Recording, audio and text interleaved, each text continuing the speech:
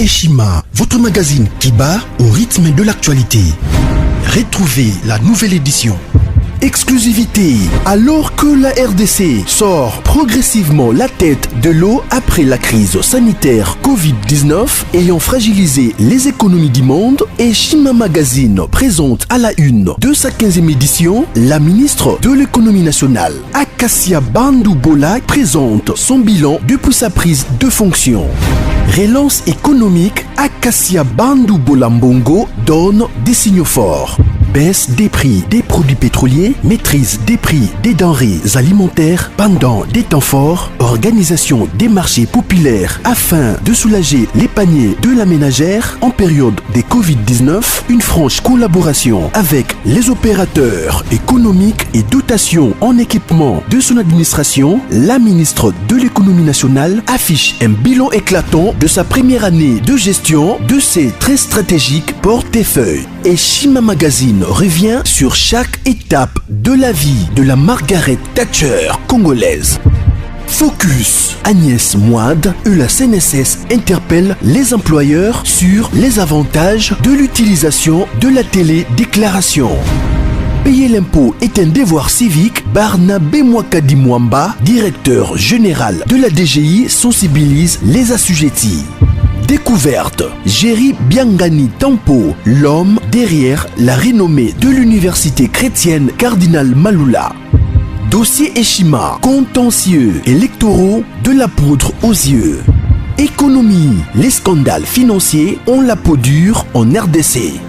Interview, Ted Belechai Kassonda, secrétaire exécutif national de la Ligue des jeunes de l'UDPS. Bras de fer entre la CPI et les USA. Fatou Bensouda défie Donald Trump. Retrouvez l'intégralité du magazine Eshima dans les kiosques. Eshima Magazine, un nouveau standard d'information.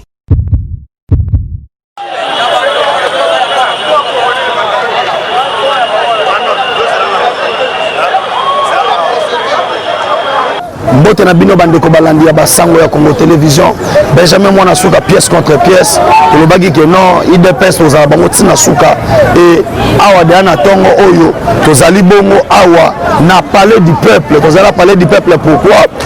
pona ko accompagner ba député o basengi lisungi ya peuple to bien que ba député basaka ya mutute ba député basaka o to bengi basali ya peuple taba mimoni que tant que peuple basana difficulté et Seigneur le peuple a accompagné bango pour basani ni ba déposer motion oyo et ko tia bureau ya Janine Mabunda et vanda na se et que bureau ya Janine Mabunda et tika osala musala na ko expliquer na makambo ya motion awa na ko lobela na ministre to soloba Kabila est-ce que na rapport a ko décoller to a ko décoller to luka to yeba yango si to comprendre lobby to moni délégation ya o to bengi Martin Fayulu Muzito na oto bengi na komba lisanga bondoki bagena kutana chef de l'état to panzango nteke na émission mukona lelo parce que pièce contre pièce Benjamin Mwana Suka talaka maso ndenge so betama to ke nango tellement kitoko to sebino ke no mambu na kuwa nguvu bakosela mukoli kambute po ekoma nango kaka mopa zoba ye wana yebeli aluka banzani akokini d'abord d'entrée de jeu et loko zali awa oto yeli awa faut expliquer ba imboka toye pour accompagner ba député na biso entre autres na zomona honorable leader Antoge Tony Mwaba tozomona ke no masolo ndenge zo kende enfin que oyo nyonso tout ezali comme état masolo bato baleka na comprendre que non ndenge ezali boye makambu eza pena na suka tolobaki ke non likambo na ebandeli pe na suka na yango et on comprendre que non biliaki ye bikoki. Je vais d'abord expliquer Mambozo le Awa Boezani. Conformément à règlement d'ordre intérieur et Assemblée nationale, toujours article 30 nango, article 31, article 25. Et le Bakeno, et le Bengani va député. soki parce que faut ba que non tous les députés bazaka ndenge moko député wa leki muninga azate eza bango moko nde basala que non afin que ba pesa o to bengi moko baninga na bango confiance do alors moko ya lelo tous les députés na unanimité ba décider kolongola confiance na bango et pas ya mwasi oyo to bengi na kombo ya Janine Mabunda na biro na Mobimba et nous alors le kola bakolongola confiance qu'est-ce qui va se passer conformément na règlement d'ordre na bango tozolo bakeno bakokweya bana bakokweya ceux qui bakweyi le plus âgé na le moins âgé bango nde bakoluka kosala musala ya na zo sabino bayimboka keno balandino surtout basango ya Congo télévision Benjamin Mwana Suka pièce contre pièce toza bon on a parlé du peuple et le mona Serge Moura tolobaki keno bo raté événement tamoroté calamité de c'est l'atterrissage mais à l'entretien ce qu'on a ngambu ya aéroport Anjili tomoni délégation ya batu ya Kabila nyo surtout baza na aéroport oyebité akokende to akokende te bande kona ngai tout le monde ne bozabe tozali déterminé pour mokolo ya lobby dimanche nazo répéter bien mokolo ya lobby dimanche et kozala washala bata l'église est sur la 12h parce qu'à partir de 14h le chef d'État va se prononcer. Pourquoi il doit se prononcer? Parce que nous savons bien le bien que na mboka oyo biso oyo makambo ebele et comme kokende na bandenge mobo ya malamu te yango entre autres tomoni que non ndenge zawana Félix Antoine du Chilombo yende Fachi Beton nde ba député la moni que non on doit mettre fin na makambo oyo et je sais la que non ezokende pamba pona soki pe ndenge ni yango te sabino que non ndenge zaboye balandi ya basango Congo télévision tolo ba émission na biso te sabino que non ba misu ba ngomero luka que non comment makambo koleka mais ana zo sabino makambo zo leka tellement kitoko bandeko balingami na koti na dossier oyo bozo que zo faire bilan masolo to moni oyo to bengi na kombo ya Jean nani lisanga bonganga Martin Fayulu bongo mokola lobi bango bakendaki bakutana chef de l'état ko baleka na koboma moto na bandeko balandi baboma moto ndenge ni mwana baboma moto sata on a mis de zoloba tout le monde bazo comprendre que non et na minute oyo a to sabino maramunde ezokende tellement kitoko pour lobby sauf imprévu le chef de l'État va s'adresser à la nation et face à la nation congolaise le ezali couronnement ya bitumoto bundaki Benjamin Mwana Suka ba parlementaire debout que ça qui bino que non makambutu et kosila un jour mais aujourd'hui lelo oyo bato yango mo comprendre que non lelo oyo bato banda kotia soki nini soi-disant majorité fabriquée majorité oyo ya lokuta ya moyibi mais aujourd'hui bazomona pena que non makambo wana abupia do alors lobi tozosela ba grande décision oyo koute pas chef de l'État et ozomona que non makambo nde ezokende animation na ndenge mo osakana te et na animation na ndenge mo osakana te po nde tolobaki que non pièce contre pièce Benjamin Mwana Suka actualité nase binoki nasi na kitima bele nalobaki non elo moko te kosalema pour le Congo et que biso tokozala mosika nango non nous serons là pour servir notre nation c'est pourquoi toza su awa toza nose bino que non awa tozosala boye chef de l'État na ngambo ya nzele yalo na ne banzete Fachi azolona ne banzete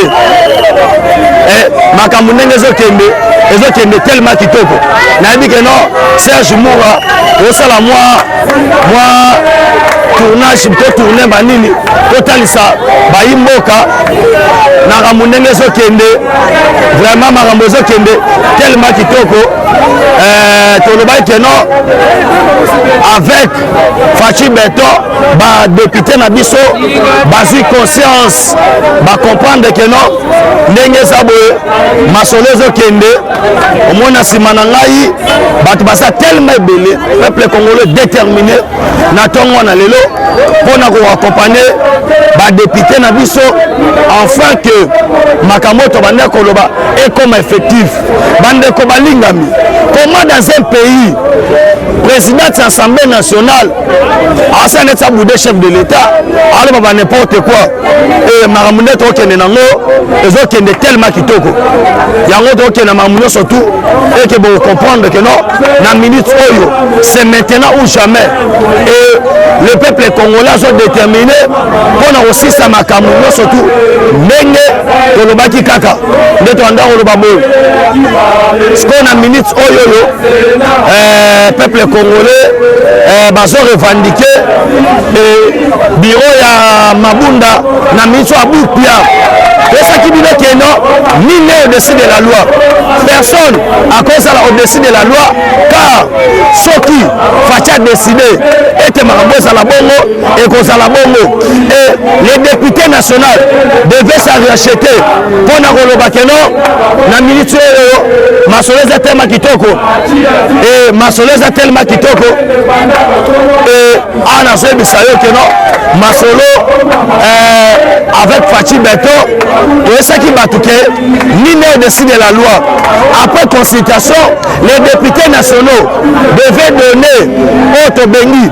Makamu va signer fort autant national ba awa tout va comprendre que non les signaux forts que les gens attendaient c'était entre autres Makamozo Salemalelo parce que les députés ba faut la sabatu que non bazana bango ba député à Moutouté mais par contre ce sont des députés à peuple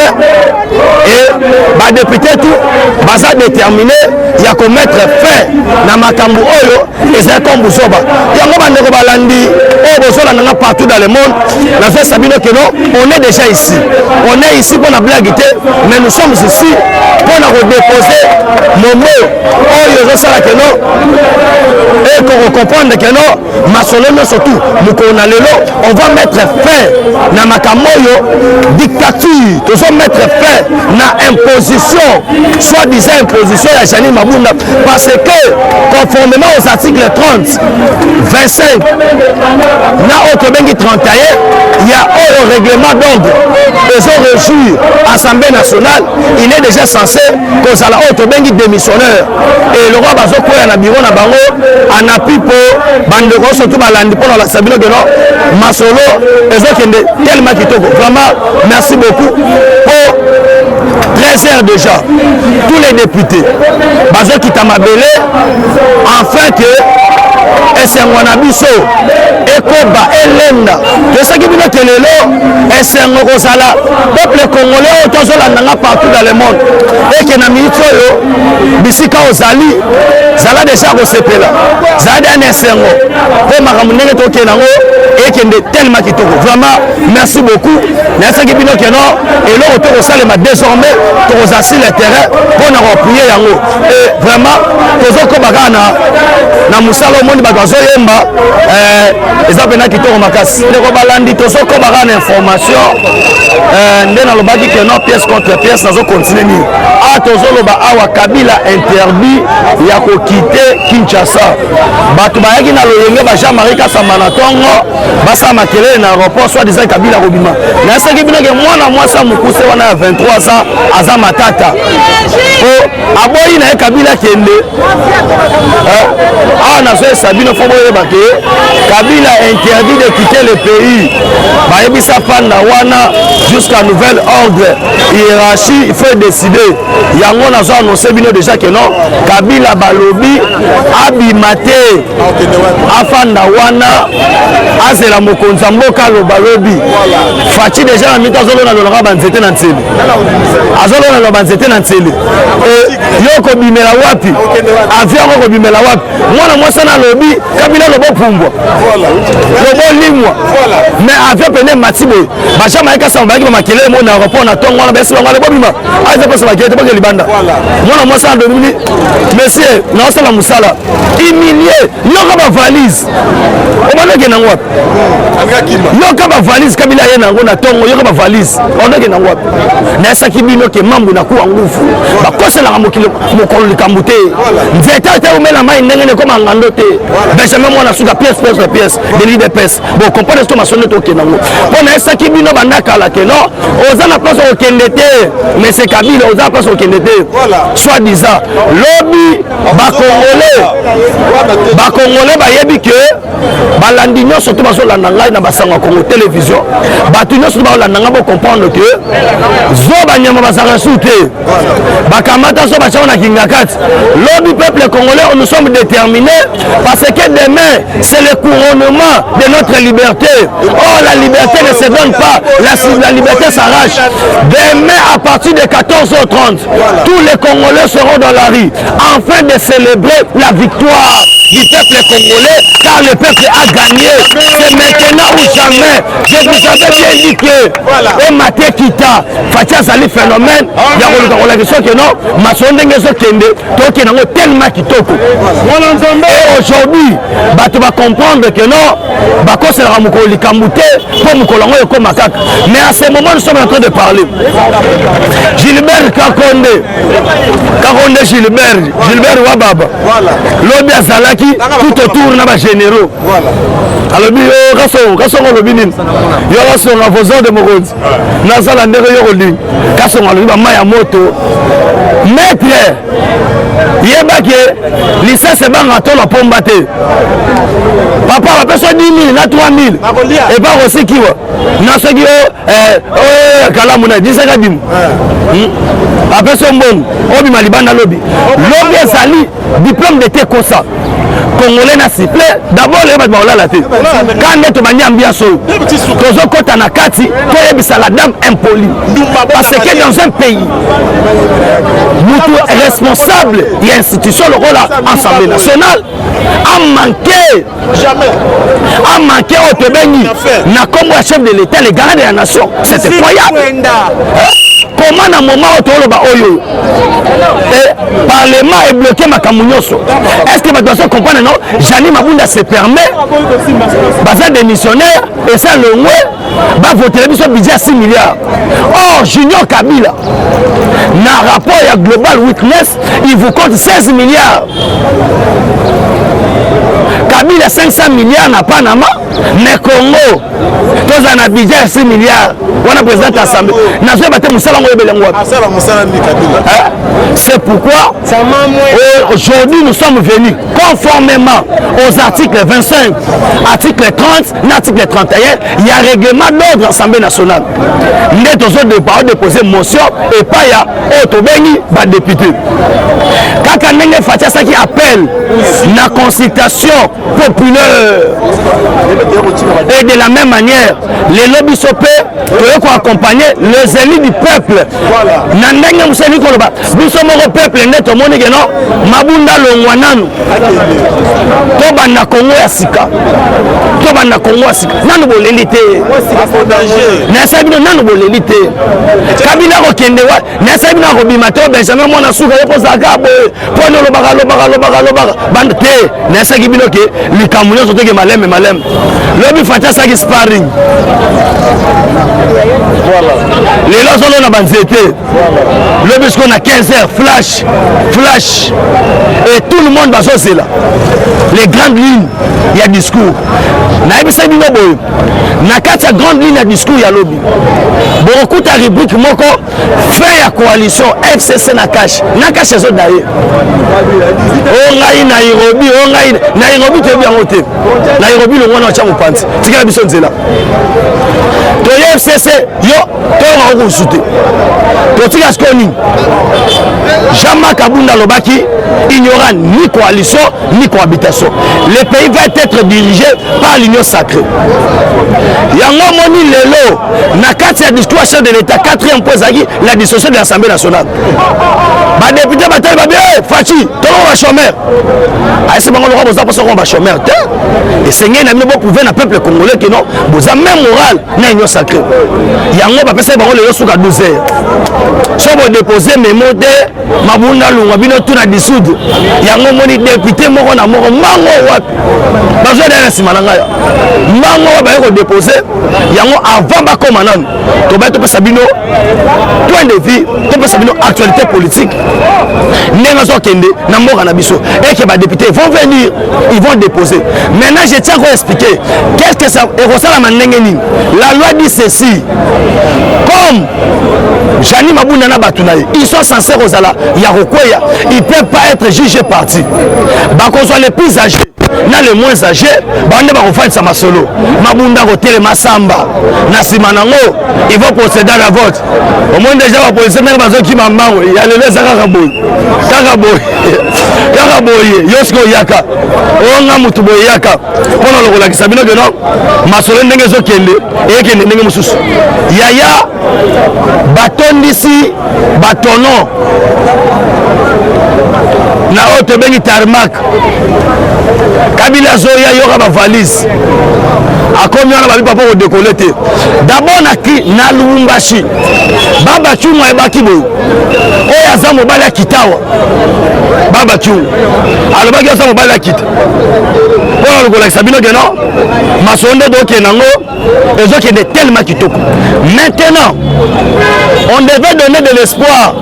na peuple congolais au travers du journal Lelo. Ça veut dire est-ce qu'on a biso bandi Lelo? Tozoko banango ti mukolo ya lobby. Pourquoi demain on a la couronnement na benyo ya nini? Ya Congo ezali libéré. Libéré pa banani. Yo somo na mboka nini? O général Rubakura Banzera. O Rabakura Basira. Barambouana na surtout na mai. Que diriger mboka entre biso na biso ba congolais. Pendant le Congo la question de non ba ko c'est la mokolo likambote et institution ezali clair mokolo lobby. Peuple bima na balabala beta siffler na yo tia poudre na mutu tia fufa manyoko ye mandengo lingi sepela ndengo lingi beta ntsungu beta mufiniku beta mbonda mais soki oyeka ote ngai boy umukamati awa na so biso les points forts sur le discours à Fachi ezatang oyo ako senga ba installer tribunal de paix international pour juger tous les crimes et Salema na République démocratique du Congo. Voilà toujours un rapport mapping 503 pages bato o baboma bato et nazo Sabino que non awa nazo bisao c'est dit jamais vu Mamozo Salem si on la lobby chef de l'état na cortège a moni que mutu moko oya ya kwei boze gang o insécurité c'est yo boma Fachi yo boma Fachi yo boma akufa na attentat na mundu ki te na poison te lo boma so na 12 heures tanga o sisa ye mozole aso na tseke do mulumba babeti masolo alelobi na 15 heures bana poto bolakenge loko moko bolobaki abiso to sala opération to bi parler na bango kuna bo sala opération to bi bana na bango kuna bo sala opération bana na bango parce que nous devons montrer à la face du monde que au Congo nous avons perdu plus de 20 millions de Congolais et tout ça ezalaki kaka parce qu'il y avait des manœuvres politiques oyo et même qui mboko na libulu et il pensait qu'il allait bloquer le chef de l'État mais na mito zo bisayo la majorité écrasante au bando tout na ngai Benjamin Mwana Suka pièce contre pièce yebisa biso est-ce que majorité ngo facha ko so yango yozo mona te Kabila Kabila suko mo nyamani susu wana nyama mo bina samba ko mona Kabila Hippolyte Kanambe Kazembere Sony yango na sibino que non masonde to kenango normal et navaki lelo tokozala mobimba na ba honorable malonga ponga de siège na ngeza kuna 509 na okota la mingi te mais en attendant bayimboka bozala branché bozala scotché po kala mingi te masolozo qui ne tema kitoko na biki bo ko benga mbangu puis 743 9 70 40 89 57 puis 743 9 70 40 89 57. Ciao.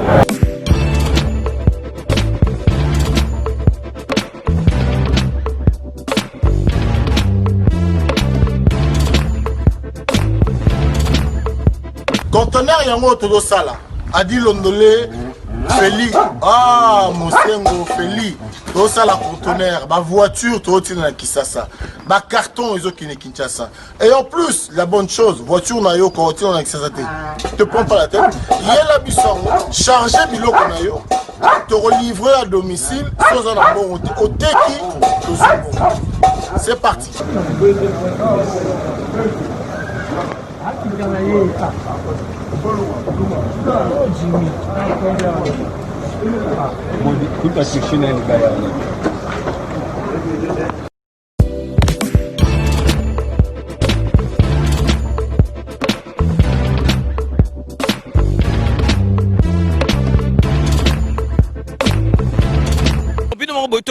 Donc, besoin vraiment contact, numéro, ils allaient défiler, bengi, fret maritime,